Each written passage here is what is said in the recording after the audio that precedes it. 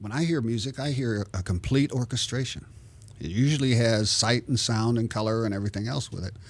And if I halfway wake up and realize I never heard it before, and I'll either go to my keyboard and record it or grab a piece of paper and scratch it down so I don't forget the idea, because I would forget it just as quick as it comes.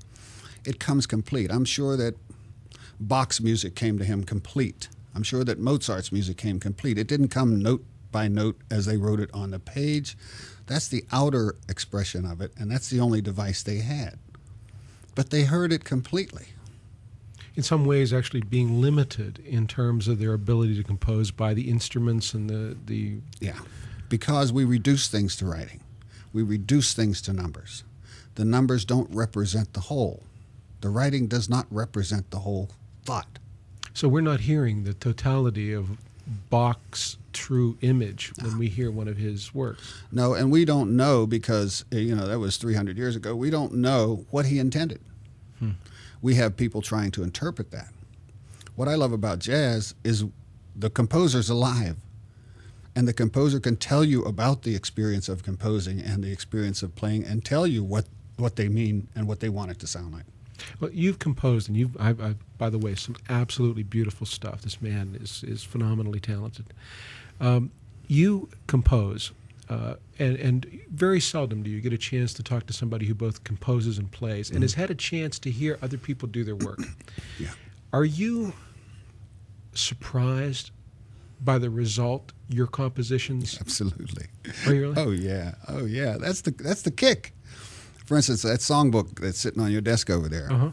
For years, I could come up with music, but I couldn't come up with lyrics. And I said to myself, if I can find a way to tap into that creative channel that allows me to play with words like I play with sounds, wouldn't that be wonderful?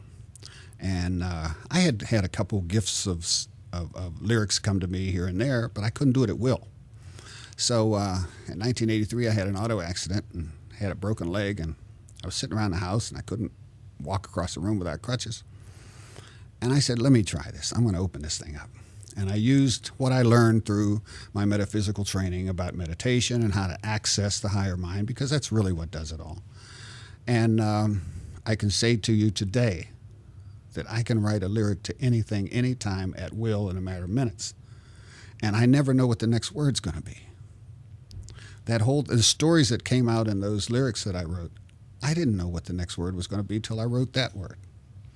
And then that word would tell me what the next word was going to be, and I'd be just as amazed. And when the whole story revealed itself, it's like Steve Cannell, who writes those sitcoms, and he's looking at it and he's saying, wow, look at this story coming out.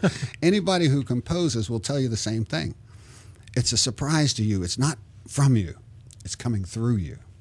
So you've written this book as a kind of a teaching tool for creativity? It's a teaching tool, yeah. It's a teaching tool for both the music, which is already done by other masters and is great music, and it's my favorite music. And I used to listen to the music and hear the instrumentalists talking, but I didn't know what they were saying. So, but I listened so many hours to this music, and it ingrained itself in my consciousness so much that when this other channel opened up for words, I went back to that music and I could hear what they were saying, and I just wrote it down. So I noticed this thing has pictures in it, some of the jazz greats. There's Count Basie, of course, who you traveled with, which is that's every picture has something to do with the title of the song. What I did was I wrote to the title of the composer of the song. I didn't compose any of the songs. And since that song is called Locomotion, that's a picture of Count Basie in a train station. Oh, I see. There's some relationship somehow. I got you. Beautiful stuff. This is the book, incidentally. So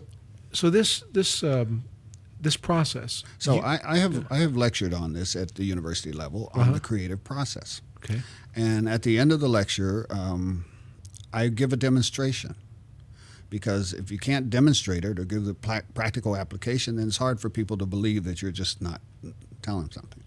What I usually do is I ask somebody in class, do you want to compose a song with me? And everybody hides, of course. So I pick the one that's hiding the most, and I say, you, come on out here. So they come out. And I tell them, go over to the keyboard, close your eyes, don't think, and just around the middle of the keyboard hit 5 to 7 random notes, 3 to 7 random notes, just anything. And they do that. And I say, okay, go sit down. You're done. Now, while they're doing that, I'm across the room with my back turned. So then I come back to the keyboard, and I go right to the keyboard, and I do exactly what they did. And everybody in the class goes, oh, how'd you do that? I heard it.